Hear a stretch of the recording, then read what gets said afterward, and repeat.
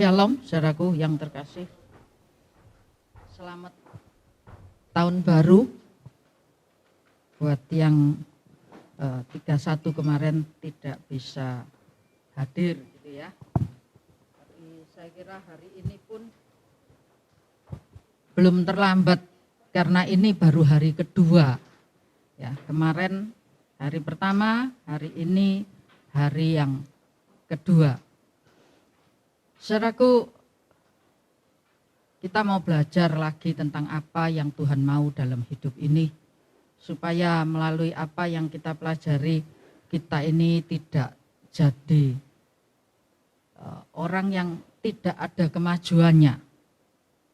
Zaman boleh berubah, keadaan bumi boleh bergoncang, tapi janji Tuhan itu bagi kita dalam segala situasi dan segala keadaan tidak pernah berubah. Amin. Ya, kita akan baca bersama di dalam Yosua pasal yang pertama. Ya, kita akan baca Yosua pasal yang pertama ayat 7 sampai 9. Boleh sampai dari 6 sampai 9.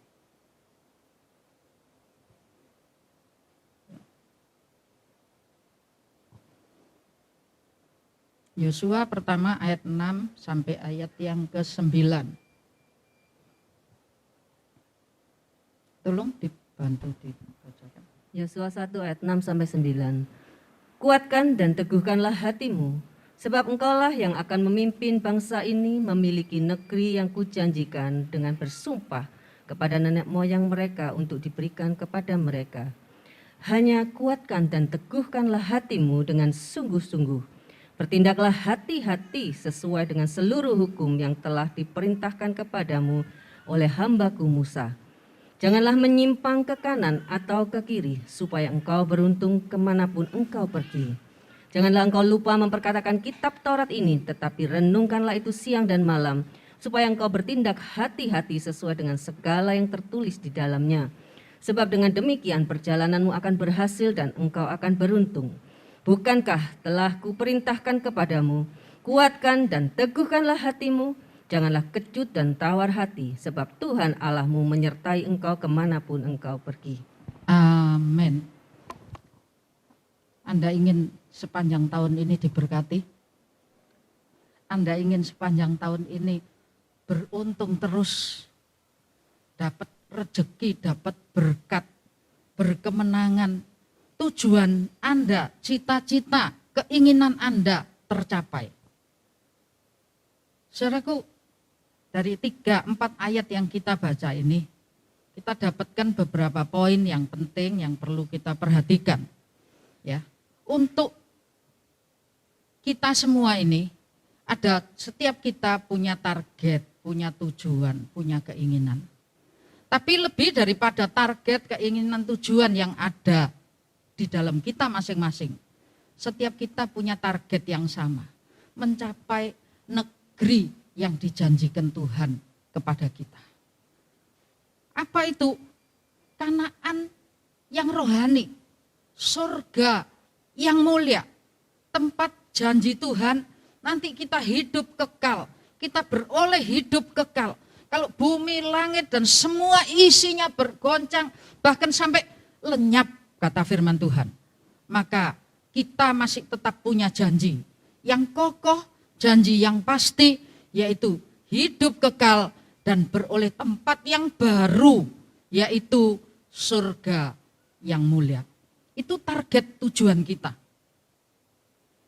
Semua kita, dan dalam rangka mencapai target itu, ya, setiap langkah hidup kita, kalau saat ini setiap tahun yang kita jalani, kita alami, mungkin setiap target bulanan, target mingguan, target tahunan.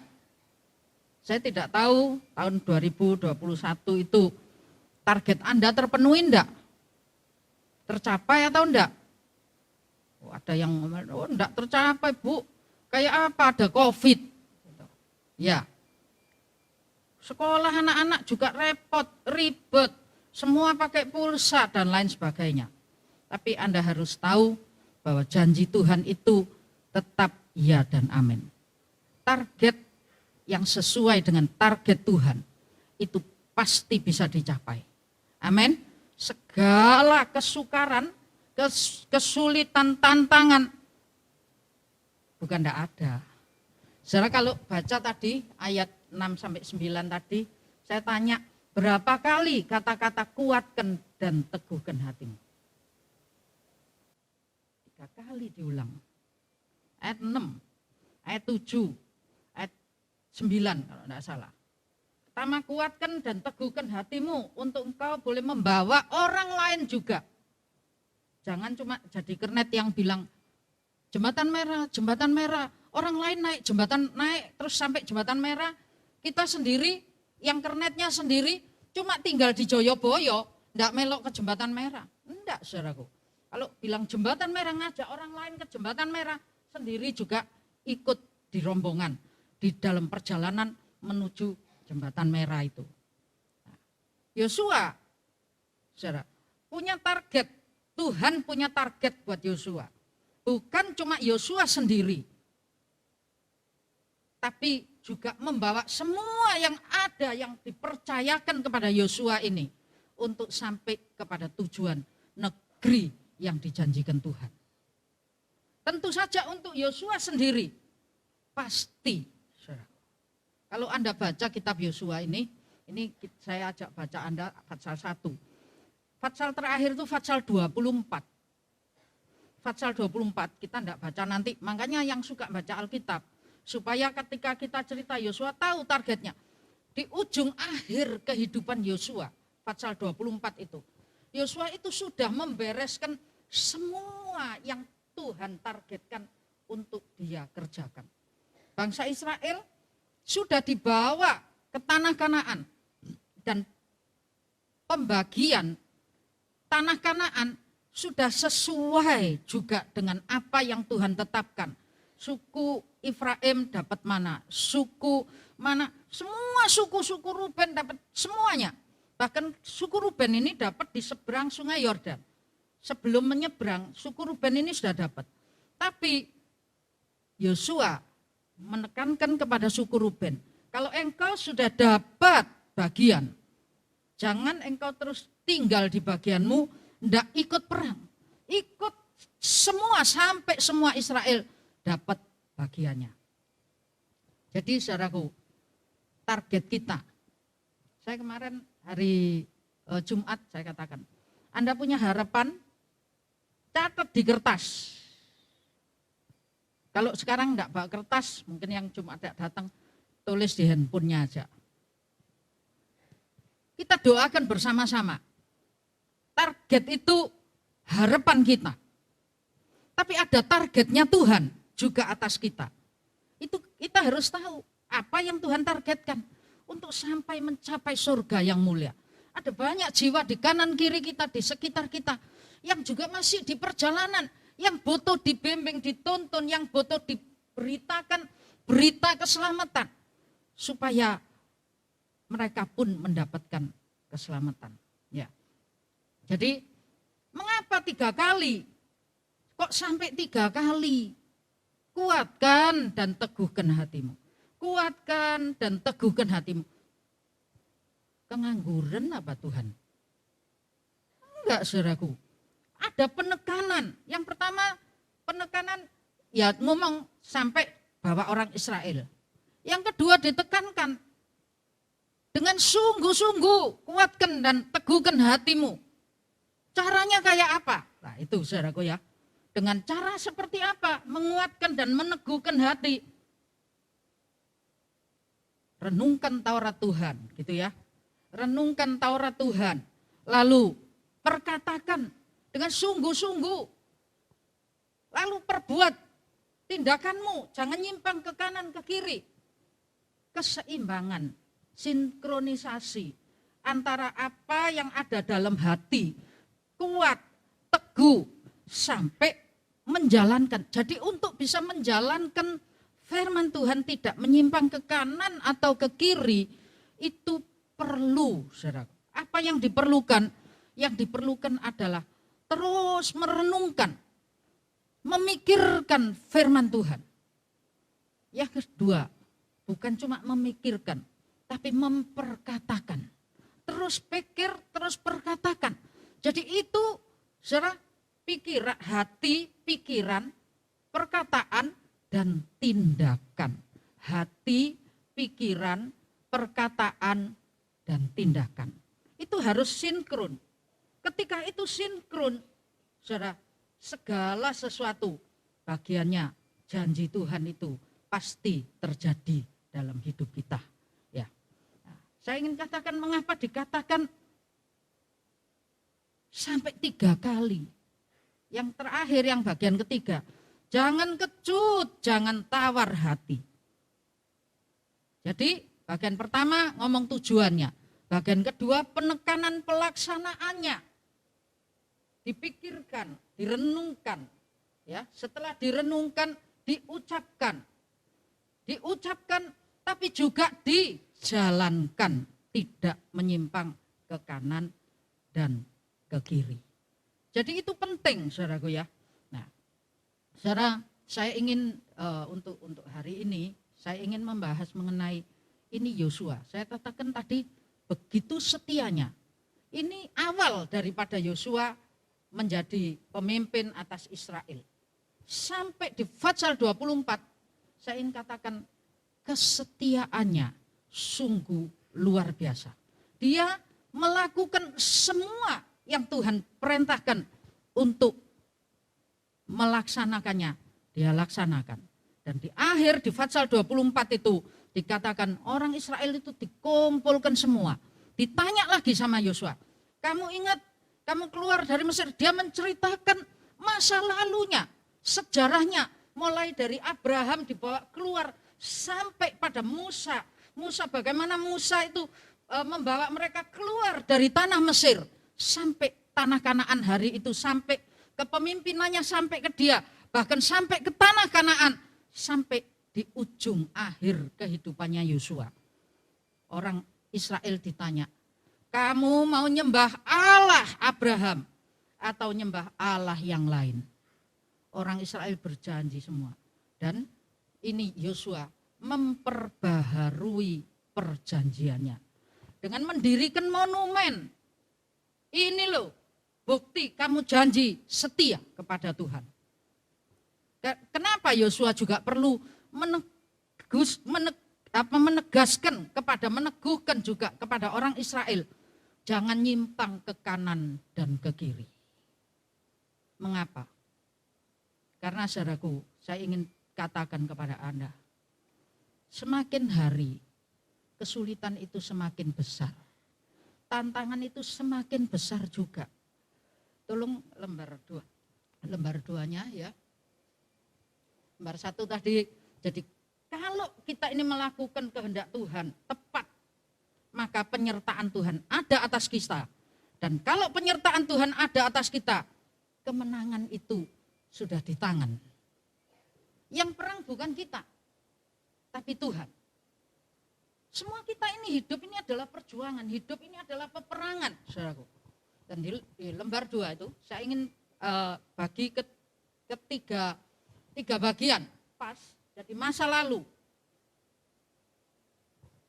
masa sekarang, dan yang akan datang. Saudaraku, kalau penekanan kuatkan dan teguhkan hatimu, itu diulang-ulang, ditekankan semikian rupa, berarti saudara, di depan kita sekarang ada di 3 sisi, ini hari kedua saudaraku ya, kita ada di 3 sisi. Masa lalu kita, ya tahun 2021, dan sekarang ini kita sedang menginjak masuk ke tahun 2022. Saya yakin setiap kita punya harapan untuk hidup berkemenangan. Amin. Siapa yang bilang, aku mau kalah aja gitu. Saya kira enggak ada. Semua kita mau punya pengharapan untuk jadi orang yang hidupnya sukses, hidupnya berkemenangan. Saudaraku. Nah, saudara, untuk bisa hidup berkemenangan, tadi dikatakan kuatkan, teguhkan hati. Mengapa? Karena saudara, di depan kita ada banyak persoalan yang lebih besar. Ada banyak kesulitan yang terjadi. Mungkin tahun 2019 kita berpikir 2020 kita mau enak-enak, mau seneng. Tahu-tahu 2020 ada COVID, saudaraku ya. Sampai 2021 berharap September, Oktober selesai. Sampai 2021 tidak selesai. Hari ini muncul varian baru. Ada banyak orang yang punya plan, punya rencana. Mungkin bepergian ke luar negeri, mungkin mau sekolah luar negeri, mungkin apa saja. Tapi rencananya itu dengan terpaksa ditahan, saudara. Itu yang bepergian. Yang bekerja itu pun punya plan, punya rencana. Oh, aku target ini. Saya tahun ini harus bisa lunas ini, harus bisa beli itu, dan lain sebagainya. Tapi apa yang terjadi? Tanda tanya Anda yang bisa jawab. Yang jelas banyak di depan kita itu banyak perkara besar terjadi. Karena sesuai firman Tuhan, hari Tuhan, ketika hari Tuhan itu sudah sangat dekat, maka ada kesusahan besar yang terjadi, yang dulunya tidak pernah terjadi, bahkan terpikir aja tidak. Mungkin bisa dibaca Daniel 12 ayat 1 dan Matius 24 ayat 21. 12 ayat Daniel 1. 12 ayat yang pertama. Pada waktu itu juga akan muncul Mikael, pemimpin besar itu, yang akan mendampingi anak-anak bangsamu. Dan akan ada suatu waktu kesesakan yang besar, seperti yang belum pernah terjadi sejak ada bangsa-bangsa sampai pada waktu itu. Tetapi pada waktu itu bangsamu akan terluput, yakni barang siapa yang didapati namanya tertulis dalam kitab itu. Ya. Terus Matius 24 ayat 21. Matius 24 ayat yang pertama, 21. Sebab pada masa itu akan terjadi siksaan yang dahsyat seperti yang belum pernah terjadi sejak awal dunia sampai sekarang dan yang tidak akan terjadi lagi. Ya. Saya ingin membuka, ada banyak sebetulnya ayatnya, tapi saya ingin bukakan kepada Anda bahwa memang menjelang hari Tuhan, kesukaran itu akan berlipat ganda. Kitab Sefanya, pasal pertama itu mengatakan bahkan orang-orang perkasa, para pahlawan itu tangisan, saudara. Menangis ketakutan. Kalau Anda mengikuti perkembangan ini di Alkitab, kalau Anda lihat realita yang terjadi, bayangkan saudara, gempa bumi, banjir besar, banjir bandang itu mana-mana. Bahkan Bali, Tabanan itu bisa banjir bandang. Sampai heran semua saudaraku ya. Tidak masuk akal. Terus sebentar dengar Madiun. Sebentar dengar angin taufan di Gresik. Sebentar Madura. Terus itu yang cuaca. Saudara. Ditambah lagi, bayangkan Gunung Semeru itu loh meledos.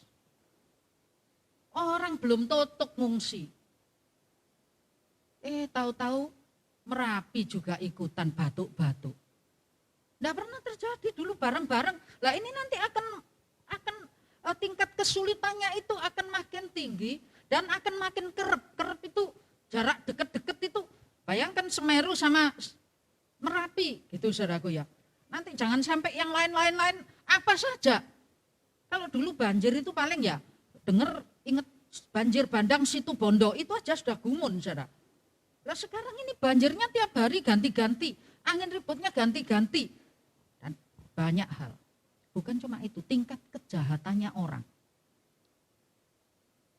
Perangnya sekarang beda, kalau perang zaman dulu kelihatan bomnya ketok musuhi.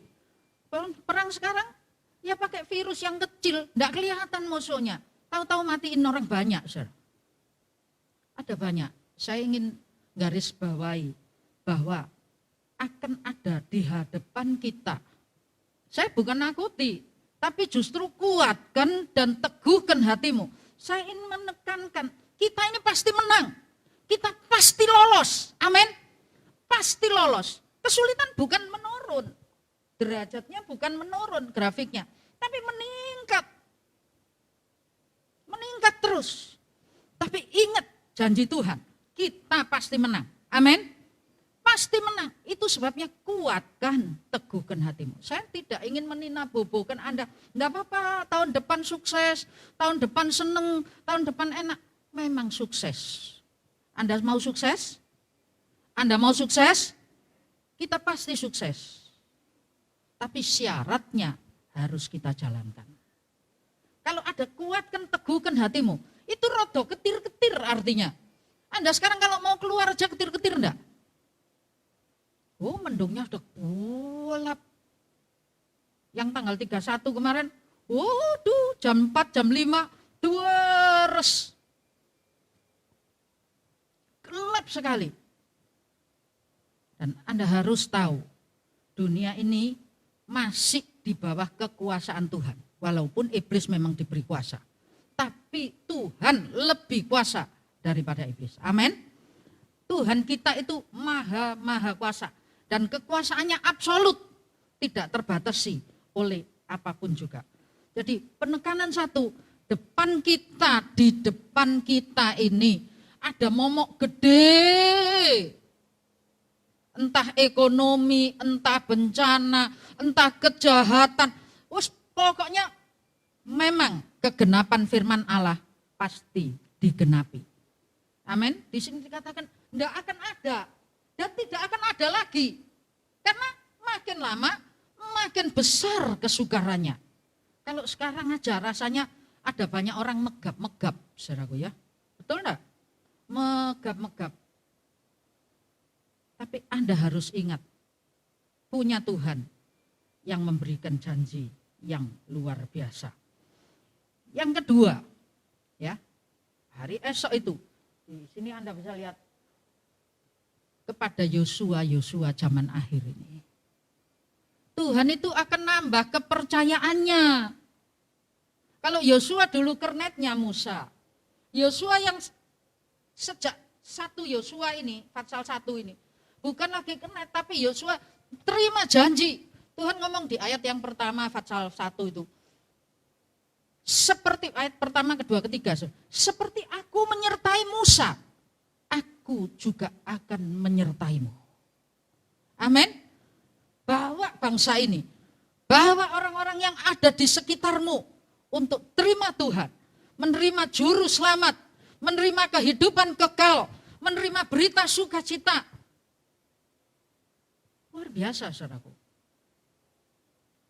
Ada banyak tanggung jawab tentang keselamatan dan tanggung jawab kepercayaan Tuhan. Di dalam rumah Tuhan ada banyak kerja buat Tuhan Yesus. Anda masih ingat pujian lama?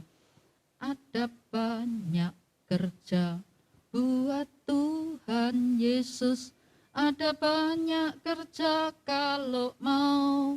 Ya, ada banyak kerja, amin. Ada banyak pekerjaan yang harus kita kerjakan. Dan engkaulah yang akan membawa, engkau akan memikul tanggung jawab. Di depan kita ada tujuan. Di depan kita ada target. Tapi di depan ini ada banyak hambatan, tantangan, kesukaran, kesulitan yang besar. Tapi di atas pundak kita ini loh, Tuhan percayakan tanggung jawab yang besar. Sehingga ada tanggung jawab yang besar. Kalau Anda punya tanggung jawab yang besar, saudaraku, Anda juga harus banyak buat keputusan besar. Betul ya? Buat decision yang besar. Butuh kebijakan. Butuh keputusan yang bijaksana. Sebab kalau kita tidak bijaksana dalam memutuskan sesuatu, kita melenceng ke kanan, kita melenceng ke kiri. Kebijaksanaan itu kita dapatkan dari tuntunan, merenungkan, memikirkan, mengucapkan dan menerapkan firman Tuhan. Coba di Ulangan 28 ayat yang pertama.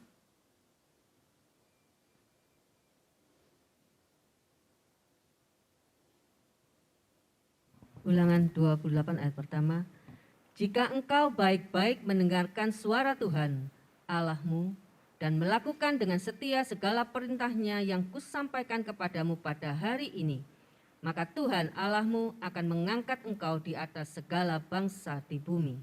Ya, jika engkau baik-baik mendengarkan suara Tuhan, jika engkau berpegang betul pada janji dan perintah Tuhan yang engkau dapatkan, maka janji Tuhan, engkau pasti hidup berkemenangan. Amin. Bumi boleh bergoncang, saudaraku, wah, angin ribut, boleh ada apa saja. Tapi satu perkara, pegang janji Tuhan. Karena masih mudah langit dan bumi itu goncang. Bahkan lenyap sekalipun, firman Tuhan tidak pernah berubah dan tidak pernah kurang kekuasaannya. Bahkan tidak usah dibaca di Yosua pasal 1 ini, di ayat yang kelima. Di situ katakan, kalau Tuhan beserta dengan Yosua, jika penyertaan Tuhan ada atas Yosua, maka kemenangan gilang gemilang itu ada pada Yosua juga. Mengapa? Dikatakan satu orang pun yang berniat jahat, yang menghalangimu, tidak akan mampu menghadapimu. Amin. Ayo kita ucapkan dengan iman. Jika penyertaan Tuhan ada atas kita, maka kemenangan itu bagian kita. Ayo ya, 3 kali ya. Jika penyertaan Tuhan atas kita, kemenangan itu adalah bagian kita. Jika penyertaan Tuhan ada atas kita, kemenangan itu adalah bagian kita. Sekali lagi yang keras, ayo. Jika penyertaan Tuhan ada atas kita, kemenangan itu adalah bagian kita. Amin. Tepuk tangan buat Tuhan, saudaraku. Dikasih kemenangan kok. Kesukarannya tumpuk. Kayak peselancar itu. Semakin banyak gelombang, dia semakin senang. Semakin senang. Kita semakin banyak gelombang, kesulitan semakin banyak. Semakin kita nikmati betapa hebatnya Tuhan kita menyertai kita. Amin. Kalau selancar itu dibawa ke pantai yang, ke laut yang cuma gini aja, saudara, enggak seneng. Salah satu kelebihan daripada pantai di Bali itu adalah ceritanya itu ada seorang peselancar yang hebat.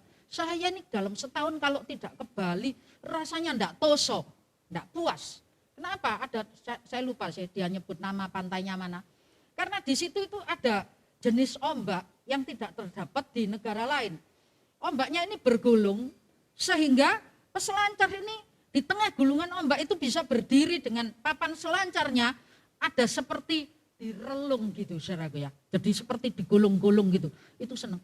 Itu peselancar lah. Kalau kita digulung-gulung gitu, gulung komeng, saudara ya. Betul enggak? Tapi kita tahu, kita ini hari-hari ini ombak sedang bergulung. Benar enggak? Ombak ini bergulung, saudara. Enggak tahu ombak ekonomi, enggak tahu ombak penyakit. Bayangkan satu hari mati berapa orang. Kuburan enggak cukup. Krematorium kobong, meledak. Itu masa pernah terjadi yang seperti itu. Mengerikan, saudara. Tapi anak Tuhan harus sadar. Kita ini seperti peselancar yang ombaknya lagi gulung. Yang penting pegang janji Tuhan. Amin. Pegang janji Tuhan. Kita ini tidak berdiri di kaki telanjang. Kita berdiri di atas papan selancar. Itu sebabnya papan selancar itu biasanya selalu ada diikat dengan kakinya, saudara. Tidak boleh lepas. Ketika lepas, gulung koming. Tuhan menapai, memberikan alas pada jalan perjalanan hidup kita dengan sangat luar biasa. Itu sebabnya jangan pernah melenceng ke kanan dan ke kiri. Ini berbicara jangan melangkah ke kanan dan ke kiri. Berbicara tentang tapak. Tapak ini harus ada di atas papan selancar. Kalau tapak kita ada di atas papan selancar, selamat sampai tujuan. Bahkan sangat nikmat. Anda yang sudah melampaui masa sulit, mungkin hari ini Anda bisa ngomong, aduh luar biasa, penyertaan Tuhan itu loh luar biasa. Kalau Anda cerita, Anda kagum, Anda bisa melelehkan air mata. Benar. Mungkin salah satu nih Pak Untung ini ya, yang ngomong, aduh aku ini wis mati, aku wis gak karu-karuan, aku sudah 3 bulan di ICU. Hari ini bisa hidup. Saya yakin kalau ingat itu, bukan cuma ngomong, air mata ini meleleh dan merasakan ketika kaki ini ada di papan selancar. Ombak itu boleh bergulung keras. Satu perkara, Tuhan jamin keamanan kita. Amin. Ada banyak yang mengalami kesulitan. Yang mungkin saat ini ombaknya masih bergulung-gulung. Ya COVID rasanya membuat kita jadi sulit, saudaraku.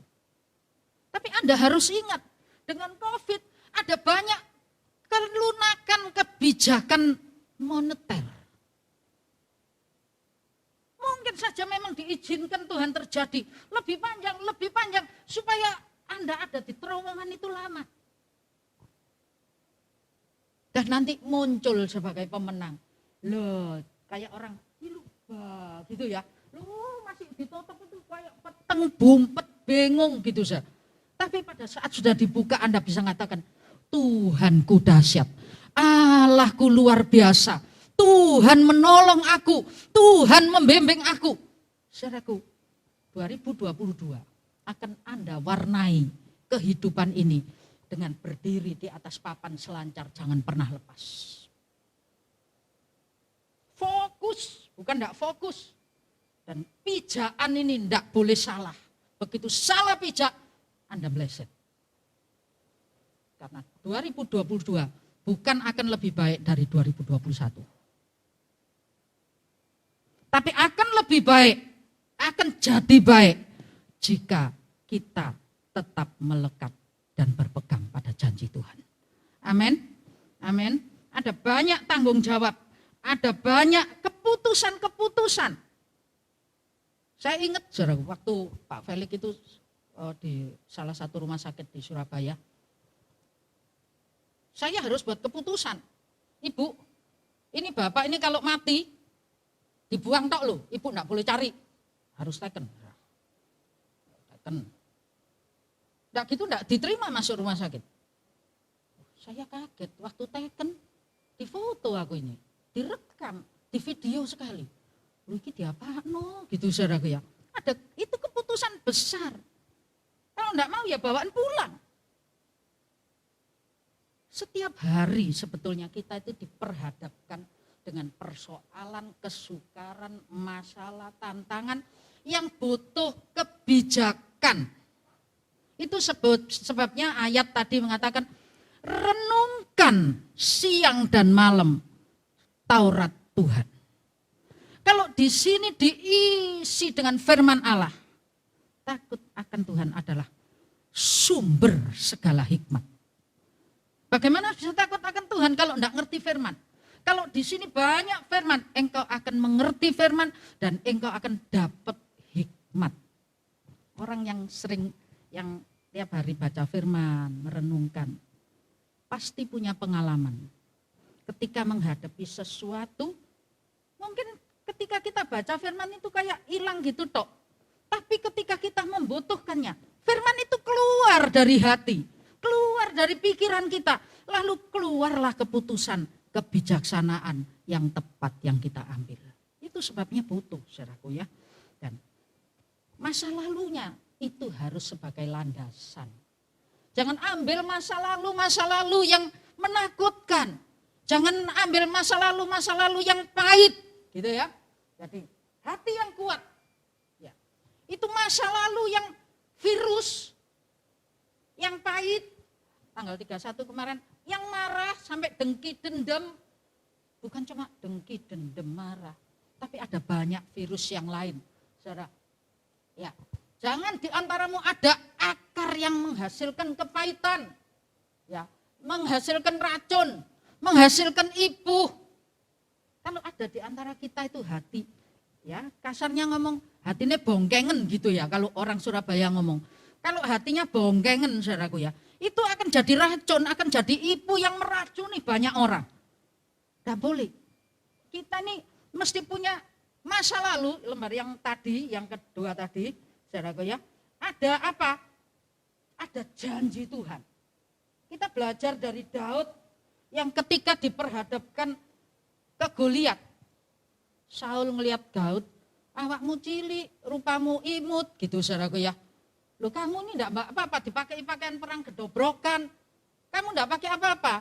Enggak kuat. Bawa pakaian perang enggak kuat.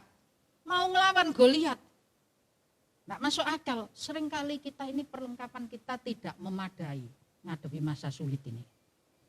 Tapi satu modalnya Daud itu nanti dibaca saja di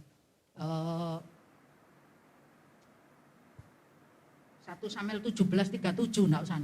Dia bilang apa yang dikatakan Daud. Tuhan yang sudah nolong aku dari cakarnya singa, dari cakarnya beruang. Tuhan akan nolong aku juga dari orang Filistin ini. Pengalaman-pengalaman masa lalu Anda ditolong Tuhan, jangan dilupakan. Amin. Amin. Ada nyanyian yang ngomong, hitung berkatmu satu-satu, hitung semua janganlah lupa, hitung semua satu persatu, dan kau akan melihat cintaku atas semua. Anda ngitung berkat apa ngitung marah? Akhir tahun, ayo hitung-hitungan. Kan tutup buku, ya. Kalau duit aja dihitung, ditutup buku, Anda kira-kira dalam kehidupan ini, kan ngitung ini enggak? Ngitung kemarahan atau ngitung berkat?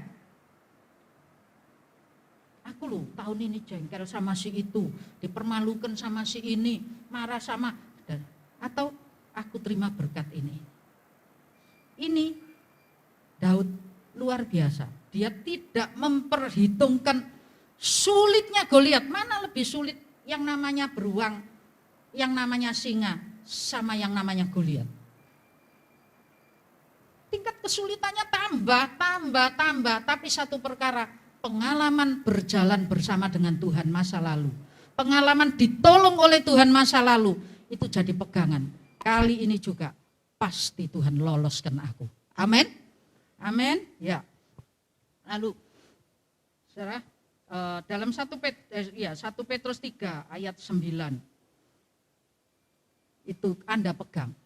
Tuhan itu tidak pernah lalai menepati janjinya. Janji Tuhan, manusia itu bisa lupa, lali, bisa sengaja ngelali, bisa sengaja mengkhianati.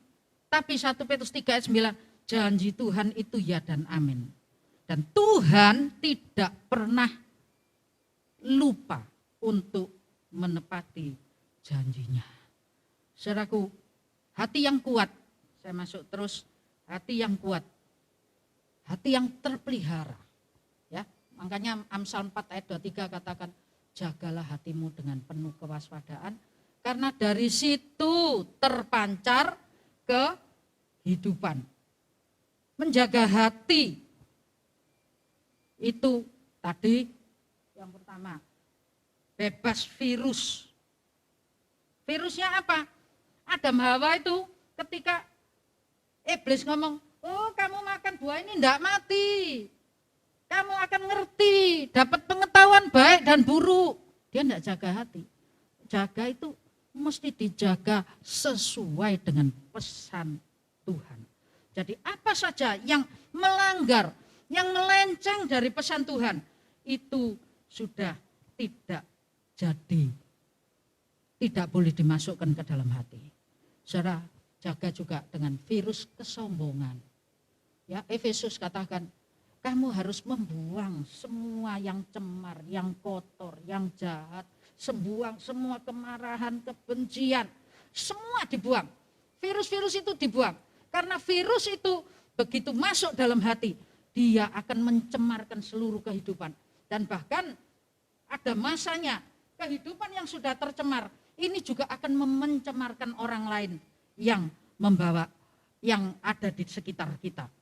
Dan tolong dikuatkan, teguhkan hati.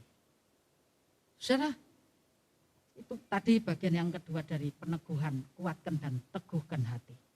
Jadi pikir, ucapkan, lakukan, ambil keputusan dan ambil tindakan yang sesuai firman Tuhan. Di bagian ketiganya di ayat yang ke-9, jangan kecut, tawar hati. Orang yang tawar hati, itu Amsal katakan, kecil kekuatannya. Ketika engkau tawar hati, tidak bisa berjuang, kadang derdek disik, kadang ketakutan dulu. Keder, saudaraku, nyalinya sudah pupus dihabiskan. Jadi jangan jadi tawar hati. Itu sebabnya ya Yosua 1 ayat 7 dan 8 tadi. Kuatkan, teguhkan hatimu, sungguh-sungguh. Siang hari ini saya katakan kepada sungguh-sungguh kuatkan hatimu. Amin. Sungguh-sungguh kuatkan hatimu. Apapun besar, bagaimanapun persoalanmu, satu perkara yang harus kau ingat. Tuhan lebih besar. Tuhan memberikan janji. Dan janjinya itu ya dan amin. Jangan jadi tawar hati. Belajar berkata-kata seorang kepada yang lain. Belajar memperkatakan untuk diri sendiri tentang firman Tuhan. Dan lembar bagian terakhir ayat ya, saudara tuh. Memelihara hati itu menyimpan janji Tuhan. Suka merenungkan Taurat Tuhan, gitu ya. Supaya jangan, itu bukan cuma ini, keseimbangan dalam tindakan. Supaya aku jangan berdosa. Mazmur 119 ayat 11. Aku menyimpan firman-Mu ke dalam hatiku, supaya aku jangan berdosa kepadamu. Dan terus memperkatakan, ayat penutup ini kita baca ya, Mazmur 119 ayat yang ke-11. Yuk dibaca Mazmur 119 ayat yang ke-11.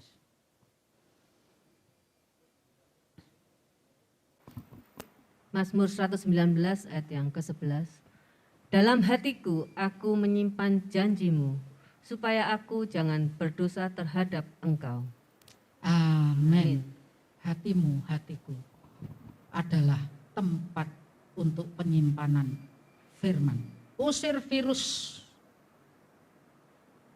Dan kita terapkan itu dalam keputusan dan perlakuan hidup kita untuk menjadi kemuliaan bagi nama Tuhan. Kita bangkit berdiri.